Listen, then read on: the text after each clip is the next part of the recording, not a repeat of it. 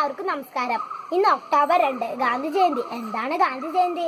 നമ്മുടെ രാഷ്ട്രപിതാവായ മഹാത്മാഗാന്ധിയുടെ ജന്മദിനം. ഭാരതത്തിന്റെ സ്വാതന്ത്ര്യത്തിനു വേണ്ടി ജീവിതം സമർപ്പിച്ച രാഷ്ട്രപിതാവായ ഗാന്ധിജിക്ക് ഇന്ത്യയെക്കുറിച്ച് ഒട്ടേറെ സ്വപ്നങ്ങളുണ്ടായിരുന്നു. അതെ, ഗാന്ധി കണ്ട ഇന്ത്യയെക്കുറിച്ചാണ് ഞാൻ നിങ്ങളോട് സംസാരിക്കാൻ ആഗ്രഹിക്കുന്നത്. 1869 ഒക്ടോബർ 2 ഗുജറാത്തിലെ പോർബന്തറിൽ കരംചന്ദ് ഗാന്ധിയുടെയും പുത്ലിബായിയുടെയും മകനായി ജനിച്ചു. കുട്ടിക്കാലം മുതലേ സത്യസന്ധത പാലിച്ചു വന്ന മൂല്യബോധമുള്ള കുട്ടിയായിരുന്നു ഗാന്ധിജി. അനീതിക്കും അസമത്വത്തിനുമെതിരെ പോരാടിക്കൊണ്ടാണ് ഗാന്ധിജി പൊതുരംഗത്ത് എത്തുന്നത്. വിദ്യാലയമാണ് ഒരു രാജ്യത്തെ പുരോഗതിയിലേക്ക് നയിക്കുന്ന ജാലക ശക്തി എന്ന് അദ്ദേഹം സ്വജീവിതത്തിലൂടെ തിരിച്ചറിഞ്ഞു.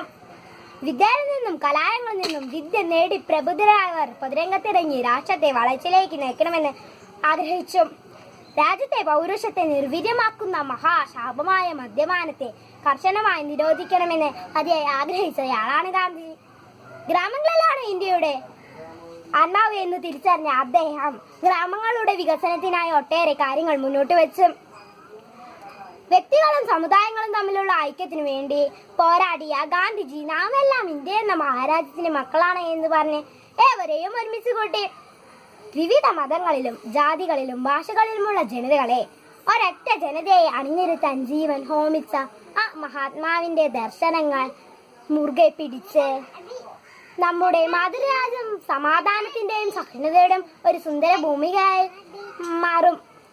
1948 ജനുവരി 30 വെടിയേറ്റ് ജീവൻ വെടിയുമ്പോൾ പോലും ഈശ്വരനാമം ജപിച്ച് മിഴി പൂട്ടിയ ആ പുണ്യാത്മാവിന്റെ ദർശനങ്ങൾ ഇന്നും നാം മുറുകെ പിടിക്കുമെന്ന് പ്രതിജ്ഞ ചെയ്യാം.